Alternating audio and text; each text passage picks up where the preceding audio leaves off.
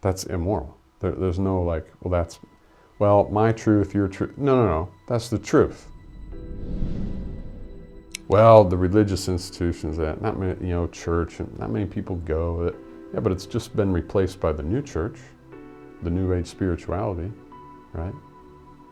Mostly like solipsism, what I'd call it, or many others would too, where there is no truth. That's the new spiritual teaching. There is no truth. So all these people seeking enlightenment, well, if truth doesn't exist, what are your hopes of finding it, right? People say my truth, your truth. What a mistake that is.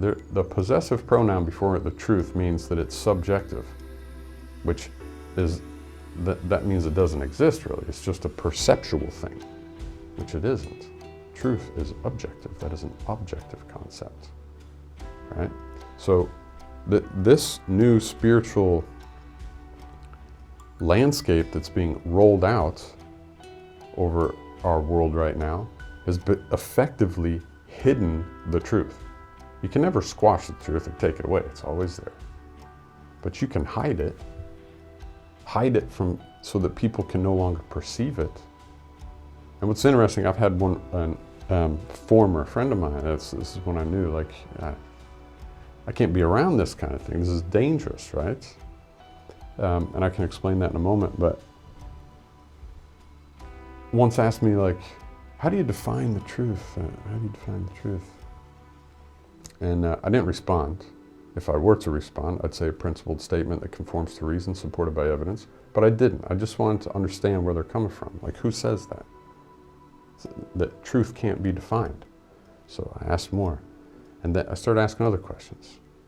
And I asked, well, can you define a lie? Do you know what a lie is? Do you know what a falsehood is? Well, of course. Yeah, and that's the thing. Everyone knows what that is and can accept that as a reality, but its exact opposite doesn't exist. Imagine what a world that we live in now where people accept and understand that lies and deception are a very real thing, but truth is not. That it's fleeting. That does not paint a very positive picture of the world, right? And for me, I get nervous or anxious around people like that once I know that's their perception. Of course, perception can be corrected. And like I said, I promised I would explain why that's dangerous or why I get nervous, is because it leads to moral relativism, or like solipsism.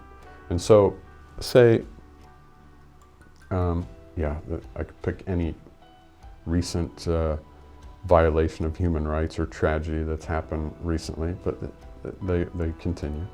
Whatever it is, or say Adolf Hitler and the Holocaust, doesn't matter what it is, right? And you say to me that was a horrible thing, that it was an immoral act. Well, I could say, hey, that's your truth.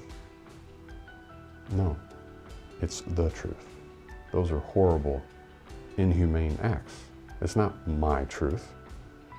Unprovoked murder of an innocent person, that's immoral. There's no like, well, my truth, your truth. No. That's the truth.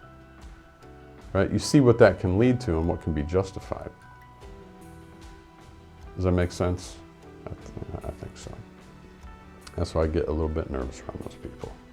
Because at that moment you can justify anything. You see, the truth is not fleeting. Your emotions are, your perceptions may be, but the truth is consistent. It's objective, right?